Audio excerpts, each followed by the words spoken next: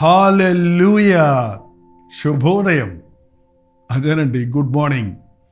తెల్లవారింది కదా, 7 గంటలు అయిపోయింది. ఎప్పుడో తెల్లవారిపోయిందండి. అనేకులు లేచి వారి పనిపాట్లు చేసుకుంటున్నారు. మీరు మరి మేల్కొన్నారా? ఈ పాటికి మీరు కూడా పనుల్లోకి పడిపోయారా? దేవునితో గడపటం, దేవుని ప్రార్థనతో మనం ముందుకు సాగటం మనకెంతో మేలు. చిన్న ప్రార్థన. పరిశుద్ధుడా, నీకు వందనములయ్యా. నీతో ప్రారంభించి నీతో ముగించిన దినమంతా దీవెనకరంగా ఉంటుందన్నది అనుభవపూర్వకంగా మేము తెలుసుకుంటకు సహాయము చేయు. ఈ సమయాన్ని దీవించమని క్రీస్తు నామములో అడుగుచున్నాను తండ్రి, ఆమేన్. మేల్కొన్నారా? బాగుంది. ప్రార్థన చేసుకున్నారా? బ్రేక్ఫాస్ట్ చేశారా అని నేను అడగటం లేదండి. ప్రార్థన చేసుకున్నారా? లేచిన వెంటనే కాఫీ తాగారా అని అడగాల్సిన అవసరమే లేదు. తెల్లవారిన వెంటనే కాఫీ అనేవారు ఈ రోజున అనేకులకు అలవాటైపోయింది. ఇతర దేశాల్లో, చలి దేశాలు కాబట్టి వాళ్ళు బెడ్ కాఫీ అని ఆ పాసి మొహంతోనే వేడివేడి కాఫీ తాగుతారు. ఎందుకంటే గొంతులో ఉన్న జర్మ్స్ చనిపోతాయని. మనకు అసలే వేడి, మళ్ళీ ఎందుకు? కానీ ఈ రోజున అనేక విషయాల్లో మనం చాలా జాగ్రత్తగా ఉన్నాం. తిండి విషయంలో, నిద్ర విషయంలో. మేల్కొన్నదే 8 గంటలు నిద్రపోయారా లేదా అని అద్దం దగ్గరికి వెళ్ళి మీ ముఖం ఎలా ఉందని చూసుకోవటం, ఇవన్నీ చేస్తున్నాం, బాగుందండి. కానీ ఎంతమంది మేల్కొన్న వెంటనే నీ సృష్టికర్తను జ్ఞాపకం చేసుకుంటున్నావు? దేవుని ముందు నీవు ఎలా ఉన్నావని పరిశీలించుకుంటున్నావు? దేవా, నా స్థితి నాకు చూపించు, నాకు తోడుండు, ఈ దినమంతటిలో నన్ను కాపాడు అని ఎంతమంది ప్రార్థన చేసుకుంటున్నారు ఈ రోజు నుంచి? దయచేసి చెయ్యండి. బైబిల్లో ఒక భక్తుడు ఉన్నాడు. ఆయన పేరు అందరికీ తెలుసండి, యోబు. అతడు నిందారహితుడు, చెడుతనం ఆశ్రయించుకున్నవాడు, యెహోవాయందు భయభక్తులు గలవాడని దేవుడే మెచ్చుకున్నాడండి. కానీ యోబు ఎల్లప్పుడూ కూడా దేవా నన్ను పరిశోధించు, దేవా నేనేం తప్పు చేశాను అని తనను తాను శోధించుకోవటం చూస్తున్నాను.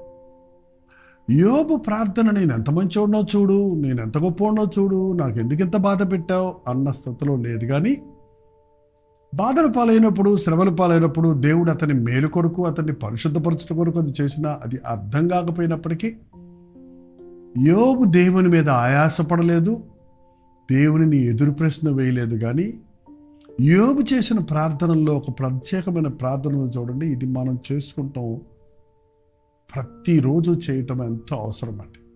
చూడండి, యోబు గ్రంథము 13వ అధ్యాయము 23వ వచనం. యోబు గ్రంథము 13:23. నా దోషములెన్ని, నా పాపములెన్ని, నా అతిక్రమమును, నా పాపమును నాకు తెలియచేయవు. ఎప్పుడన్నా చేశారండి ప్రార్థన? నా దోషములెన్ని, నా పాపములెన్ని, నా అతిక్రమమును, నా పాపమును నాకు తెలియచేయవు. దోషం వేరు, పాపం వేరు, అతిక్రమం వేరు. అన్ని పాపానికి మరు రూపాలు అనుకోండి. ఆజ్ఞాతిక్రమమే పాపం, సకల దుర్నీతి పాపం. ఏదో కొన్ని లిస్టు పెట్టుకొని ఆ పాపాలు నేను చేయటం లేదు అనుకోవటం కాదు. కానీ దేవుడు ఆశించిన స్థాయిలో మనం జీవించకపోతే మనం దోషులం అవుతున్నాం. దేవుడు చేయమన్నవి చేయకపోతే మన భక్తిలో అసంపూర్ణతే ఉంది. దేవుని సందులో కూర్చొని నా స్థితి నాకు చూపించయ్యా, నా దోషాలెన్ని, నా పాపాలెన్ని, నా అతిక్రమమును, నా పాపమును నాకు తెలియజేయము. ఎవరైతే ఇలా ప్రార్థిస్తారోనండి, దావీదు అన్నట్టుగా నీ ముఖ కాంతిలో మా రహస్య పాపాలు కనపడుతున్నాయి. మనం ప్రార్థన చేస్తున్నప్పుడు ఆయన ముఖాన్ని వెతుకుతున్నాం, ఆయన ముఖం మన వైపు తిరుగుతుంది. ఆయన ముఖ కాంతిలో మన రహస్య పాపాలు, ఏ మనుషుడికి తెలియనివి, మన హృదయాంతరేంద్రియాల్లో మెదులుతున్న అవిశ్వాసము, అజ్ఞానము, అసభ్యతలు, అసహ్యమైన ఆలోచనలు, అవన్నీ కూడా మనం చూసుకోగలుగుతాం. పరిశుద్ధాత్ముడు వెలుగులో మన తప్పులను చూపిస్తాడు, ఒప్పిస్తాడు. మనం ప్రార్థించినప్పుడు, ఒప్పుకున్నప్పుడు క్షమించబడుతున్నాం. అంతే. దీనికేం పెద్ద పరిహారంగా మనం ఏమి డబ్బులు కట్టాల్సిన పని లేదు, కుస్తీలు పట్టాల్సిన పని లేదు. మన పాపములు మనము ఒప్పుకొని నెడలు నమ్మదగిన వాడు నీతిమంతుడు కనుక మన సకాల దుర్నీతి నుండి ఆయన పవిత్రులుగా చేస్తాడు. ఏ రోజుకు ఆ రోజు ఈ లోక మాలిన్యం మనకు అంటుకుంటుంది కాక, అవిశ్వాసులతో మనం ఉంటున్నాం కాక, లోకస్తులతో పనిచేస్తున్నాం కనుక, ఈ లోకం ఆకర్షిస్తుంది కనుక ఎక్కడైనా దేవుడు దుఃఖపరిచామే మనల్ని పరీక్షించుకోవటం చాలా ప్రాముఖ్యమైనది.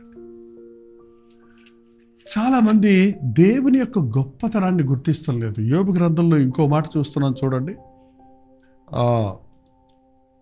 8వ వచనంలో ఏంటి, 10వ అధ్యాయము యోబు గ్రంథం 10:8 అండి.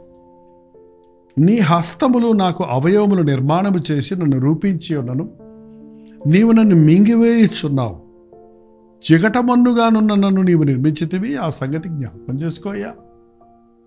అయ్యా, మట్టి ముద్దగా ఉన్న నన్ను జ్ఞాపకం చేసుకో. నా తప్పు చేశారని నువ్వు నన్ను ఇసిరి కొడితే నేను ముక్కలైపోతాను. నీవు నన్ను మరలా మన్నుగా చేయుదువా? అంతే కదా, మట్టి పాత్రను పగలగొడితే మట్టి ఎందుకు పనికిరాదు అది. జున్నుగడ్డ ఒకడు పేరబెట్టినట్లు నీవు నన్ను పేరబెట్టితివి కదా. ఎంత చక్కటి మాటలు. జున్ను అంటే మీకు తెలుసో తెలీదు. జున్ను ఎలాగ పేరబెట్టినప్పుడు చక్కగా అది ఒక గడ్డగా తయారవుతుందో అలాగ నన్ను పేరబెట్టితివి కదా. చర్మముతోనూ మాంసముతోనూ నీవు నన్ను కప్పితివి కదా. ఒక్కసారి యోబుకిచ్చిన జ్ఞానాన్ని చూడండి. ఆ రోజు ఎటువంటి సైన్స్ లేదు, ఎటువంటి మెడికల్ ఎన్లైటన్మెంట్ లేదు. నేను చాలా సున్నితమైన వ్యక్తిగా ఉన్న నన్ను చర్మంతో కప్పి, ఏమన్నాడు, చర్మముతో కప్పి మాంసముతో కప్పి నన్ను రూపించావు ప్రభువా. ఎముకలతోనూ నరములతోనూ నన్ను సంధించితివి. అసలు మీ దేహంలో చర్మం ఉంది, మాంసం ఉంది, ఎముకలు ఉన్నాయి, నరాలు ఉన్నాయి. ఎంత చక్కగా వీటన్నిటిని దేవుడు అమర్చాడు.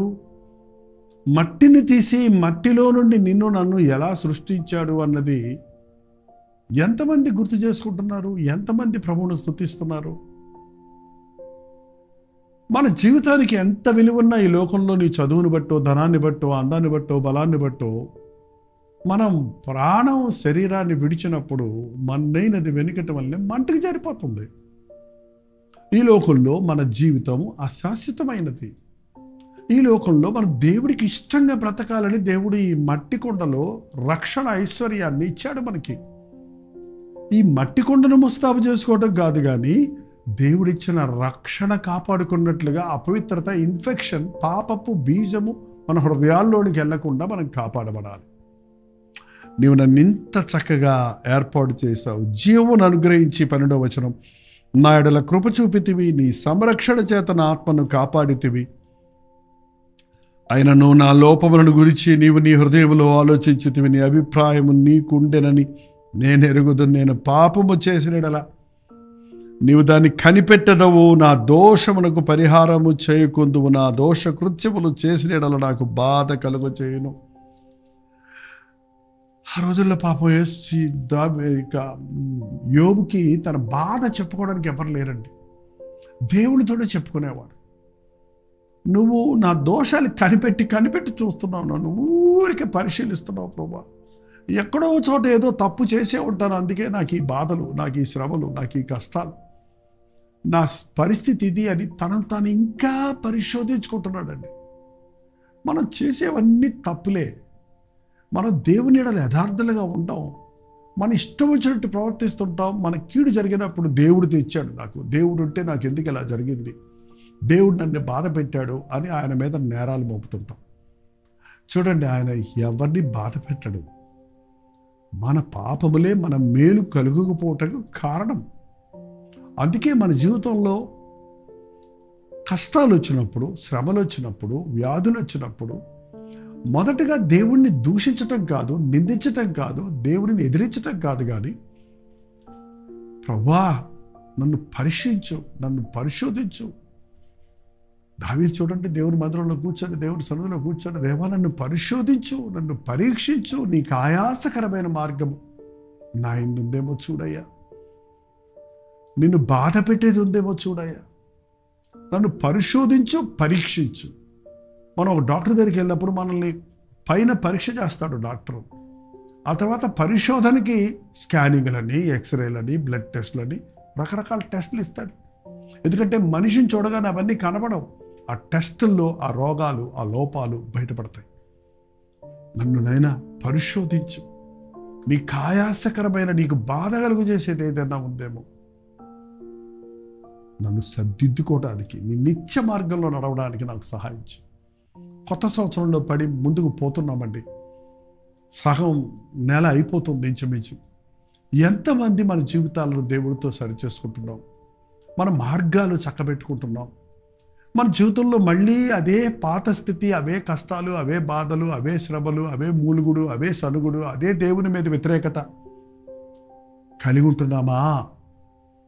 యోబుకు వచ్చిన శ్రమల్లో ఒక్కటి మనకు వచ్చినా తట్టుకోలేమండి. కానీ యోబు అన్ని శ్రమల మధ్యలో కూడా దేవుణ్ణి దూషించలేదు, నిందించలేదు. నా శ్రమలకు కారణం దేవుడు అనలేదు. నేనా అని పరిశోధించుకున్నాడు. ఈ రోజున నీకు మేలు కలగకపోవటానికి, నీకు అభివృద్ధి లేకపోవటానికి, నీ జీవితంలో దీవెన పొందకపోవడానికి కారణం దేవుడు కాదు, లేకపోతే మరొకరు కాదండి. చాలాసార్లు మనం వాళ్ళ మూలాన్ని నేను ఎలాగయ్యాను, వీళ్ళ మూలాన్ని నేను ఎలాగయ్యాను, మా అమ్మ నాన్న పెంచారు కాబట్టి, మా పక్కింటి అబ్బాయి ఫ్రెండ్షిప్ చేశాడు కాబట్టి, ఏంటండి ఈ ప్రభుత్వం ఇలా ఉంది కాబట్టి మాకు ఈ కష్టాలు అన్నట్టుగా ఎవరి మీదనో నేరం మోపుతుంటాం. కానీ నీ లోపాలకు, నీ కొరతలకు, నీ బాధలకు నీవే కారణం. నీ హృదయం దేవుడితో సరిగా ఉన్నప్పుడు ఏ శాపము నీ మీద పనిచేయదండి. నీ శాపవచనాలు, నీ మీద ప్రయోగించిన శాపవచనాలు కూడా దీవెనలుగా మారుతాయి. నిన్ను శపించిన వారికి పోయి ఆ శాపాలు తగులుతాయని బైబిల్లో చూస్తున్నామండి. ఒకటే, నీ జీవితంలో పరిశుద్ధత ఉందా, యథార్థత ఉందా? ఏ రోజుకు ఆ రోజు దేవుని సన్నిధిలో కూర్చోను. నేను మొన్న బాగున్నాను అంటే కుదరదండి. ఇవాళ బాగున్నావా? మొన్న జ్వరం లేదు, ఇప్పుడు జ్వరంతో ఉన్నావు కదా. మొన్న నీకు అనారోగ్య పరిస్థితి లేదు, ఇవాళ అనారోగ్యాలు పాలయ్యావు కదా. మొన్న నీ హృదయం సరిగా ఉంది, ఇవాళ నీ హృదయం సరిగా ఉందా? ఏ రోజుకు ఆ రోజు లేచిన వెంటనే ప్రభువా నన్ను పరిశోధించు, నన్ను పరీక్షించు, నా పాపములని, నా దోషములని నాకు తెలియచేయి అని ప్రభు మనల్ని ఒప్పిస్తున్నప్పుడు వాటిని ఒప్పుకుంటే వేరే ఏ కష్టం లేదండి. అవునయ్యా, ఐఎమ్ సారీ ప్రభువా, క్షమించు నాయన, నేను తప్పు చేశాను అన్న మరుక్షణంలో కౌగులించుకోవడానికి ప్రభు సిద్ధంగా ఉన్నాడండి. ఆ తప్పేళ్ళ కుమారుడు బుద్ధి వచ్చినప్పుడు తండ్రి దగ్గర తిరిగి వచ్చి ఏం చేశాడండి, ఏం ఒప్పందాలు చేశాడు, ఏం చట్టాలు పెట్టాడు.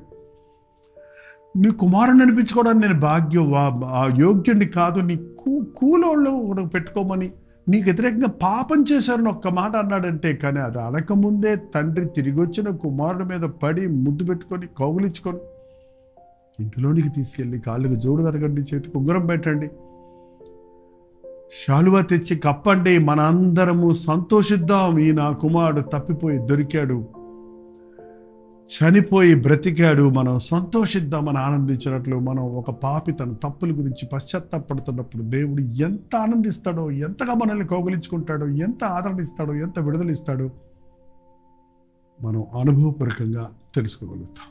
ప్రార్థన. పరిశుద్ధుడా నీకు వందనములయ్యా, నేను బాగానే ఉన్నానులే అనే మనసును మాలోంచి తీసివేసి ఎప్పటికప్పుడు నా దేవుడి దృష్టిలో నేను ఎలా ఉన్నానని పరిశీలించుకున్నట్లకు మోకరించి ప్రార్థించడానికి, వాక్యమనే అద్దములో మమ్మల్ని మేము పరీక్షించుకొని, నీ ముఖకాంతిలో మమ్మల్ని మేము పరిశోధించుకొని, మా హృదయాన్ని చక్కబెట్టుకొని నిన్ను కలిగిన వారిగా, నీతో నీ నడిచేవారిగా, నీ సాక్షులుగా బ్రతుకుటకు మా ఒక్కొక్కరికి నీ సహాయం చేయమని క్రీస్తునామములో అడుగుచున్నాను తండ్రి. ఆమేన్. తండ్రి అయిన దేవుడి యొక్క ప్రేమయు, కుమారుడైన క్రీస్తు యొక్క కృపయు, ఆదరణకర్త అయిన పరిశుద్ధాత్మ యొక్క సహవాసమును కూడి వచ్చిన మనందరికీ ఇప్పుడును సదాకాలము తోడైండును గాక. ఆమేన్. దేవుని స్తోత్రం. మీ ప్రార్థన అవసరతల భారాలు 954004 నెంబర్కి ఒక టెక్స్ట్ లేక వాయిస్ మెసేజ్ ద్వారా వాట్సాప్ పంపించండి. మీ పక్షంలో ప్రార్థిస్తున్నాం. ఇతర దేశాల్లో ఉంటే 9100 నెంబర్ పంపించండి. ప్రతిరోజు మీకోసం ఉదయం 7 గంటలకు అనుదిన ధ్యానం, మధ్యాహ్నం హెచ్చరిక, సాయంకాలం కల్వరి ప్రతిధ్వని, అలాగే తెల్లవారుజామున మన్నా మనకు అందిస్తున్నాం. అలాగే ఫేస్బుక్లో కూడా ప్రతిరోజు ఉదయం 6 గంటలకి అనుదిన మన్నా, సాయంత్రం 6 గంటలకు దిద్దుబాటు, మధ్యాహ్నం 12 గంటలకు షార్ట్ మెసేజ్ మీకోసం పోస్ట్ చేస్తున్నాం. ఇవి కాక పాటలు, వాగ్దానాలు, షార్ట్ మెసేజెస్, మీకు ఈ నిజ సంఘటనలు, మరి ఎన్నో ఇంట్రెస్టింగ్ థింగ్స్ని మేము రోజు పోస్ట్ చేస్తూనే ఉన్నాం. వీక్షించండి, మేలు పొందండి. అంతేకాదు మీ స్నేహితులకి, బంధువులకి వారి అవసరతను బట్టి ఈ ప్రోగ్రామ్స్ను మీరు షేర్ చేయండి. వారు కూడా దీవించబడతారు. దేవుని ఆశీర్వాదాలు మనం కూడా సంపాదించుకుంటాం. ప్రభు చిత్తమైతే మధ్యాహ్నం 3 గంటలకు హెచ్చరిక, అలాగే రాత్రి 9 గంటలకు కలుగురు ప్రతిధ్వనిలో మళ్ళీ కలుసుకుందాం. అంతవరకు దేవుని మహాకృప మీకు తోడేయడం కాక.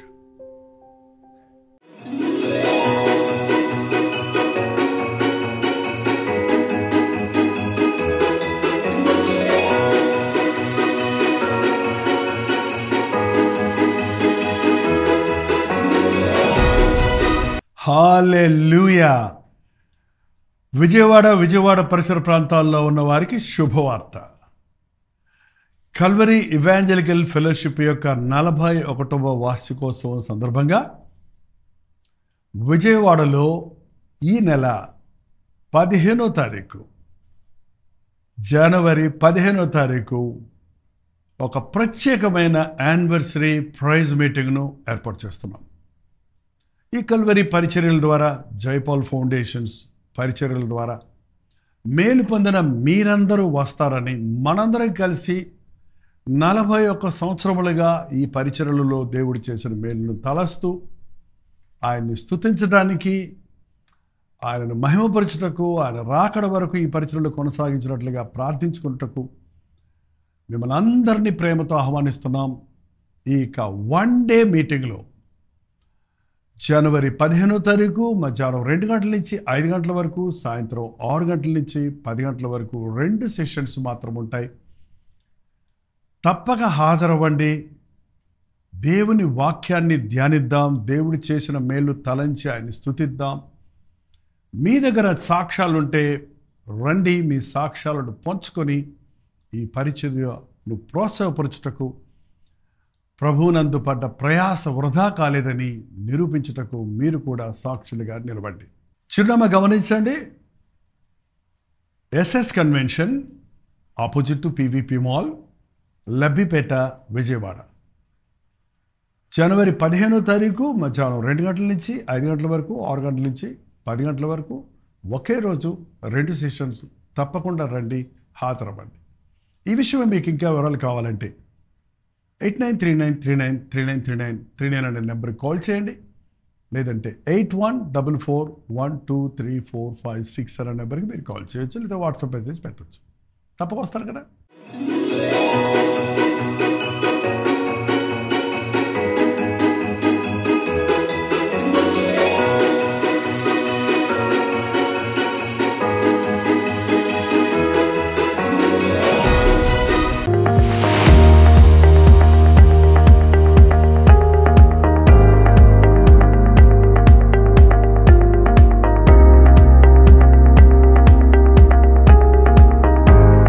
హల్లెలూయా. పాండిచ్చేరి పరిసర ప్రాంతాల్లో ఉన్న వారికి శుభవార్త. ప్రార్థనాపూర్వకంగా పాండిచ్చేరిలో 1 డే గెట్ టుగెదర్ను ప్రభు చిత్తమైతే జనవరి 26వ తారీఖు ఏర్పాటు చేస్తున్నాం. మధ్యాహ్నం 2 గంటల నుంచి 5 గంటల వరకు, అలాగే 6 గంటల నుంచి 10 గంటల వరకు 2 సెషన్స్గా పాండిచ్చేరిలో తెలుగు వారి కొరకు, తమిళ వారి కొరకు, మరి ఇతర భాషల వారి కొరకు ఈ ప్రత్యేకమైన 1 డే గెట్ టుగెదర్ ఏర్పాటు చేస్తున్నాం. మొదటిసారిగా పాండిచ్చేరి వస్తున్నాం. మిమ్మల్ని అందరినీ చూడాలని రండి, పాల్గొనండి. మీ స్నేహితులకు, బంధువులకి అందరికీ గుర్తు చేయండి. జ్ఞాపకం ఉంచుకోండి. చిరునామా గమనించండి. Padmini Mahal, opposite to Balaji theatre, Ilango Nagar, Kamaraj Salai, Pondicherry. ఈ విషయమే మీకు ఇంకా వివరాలు కావాలంటే కింద ఇవ్వబడినటువంటి నెంబర్కి వాట్సాప్ పెట్టండి, లేదా 89393939 నెంబర్కి మీరు కాల్ చేయండి. మీకు అడ్రస్ లింకులు పంపించబడతాయి. రండి, మీ స్నేహితులకి, బంధువులకి అందరికీ తెలియజేయండి. దేవుడు తన గొప్ప కార్యాలు జరిగించినట్లుగా అనేకుల కొరకు ప్రార్థించడానికి, దేవుడిచ్చిన సందేశాన్ని అందించడానికి, ముఖాముఖిగా మిమ్మల్ని చూచి మీ అవసరతల కొరకు దేవుడి సొంతలో విజ్ఞాపన చేయడానికి చెన్నై నుండి పాండిచ్చేరి వస్తున్నాం. రండి, పాల్గొనండి, దీవించబడండి.